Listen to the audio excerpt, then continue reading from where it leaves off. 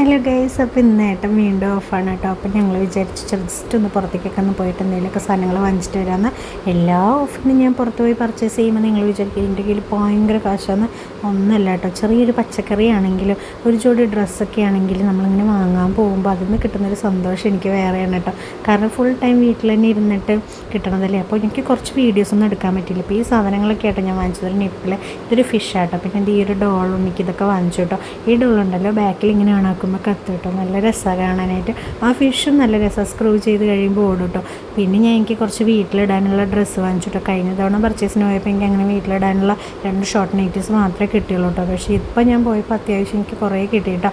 കുറേ പലാസോ പാൻറ്റുകളും ഇതുപോലത്തെ ടീഷർട്ടും ഇതൊക്കെ ഭയങ്കര വില കുറവാട്ടോ.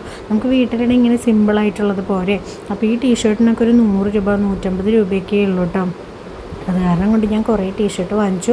അപ്പോൾ ഇത് പെട്ടെന്ന് നാശമായാലും നമുക്ക് കുഴപ്പമില്ല. പിന്നെ ഞാൻ തട്ടുകടയിൽ കയറിയപ്പോൾ കപ്പയും ബീഫും വാങ്ങിച്ചോട്ടോ. ഇന്നത്തോടുകൂടി ഞാൻ നോൺ വെജ് നിർത്താൻ പോവാണ്. പിന്നെ ഈ ഒരു ഡ്രസ്സ് വാങ്ങിച്ചിട്ടുണ്ടായിരുന്നു കേട്ടോ, ഉണ്ണിക്ക് തണുപ്പത്തൊക്കെ ഇട്ട് കൊടുക്കാൻ വേണ്ടിയിട്ട്. ഇതായിട്ട് അവൻ്റെ ഫിഷ് എനിക്ക് ഭയങ്കര ഇഷ്ടമായി. അപ്പോൾ ഇന്നത്തെ വീഡിയോ ഇത്രയേ ഉള്ളൂ.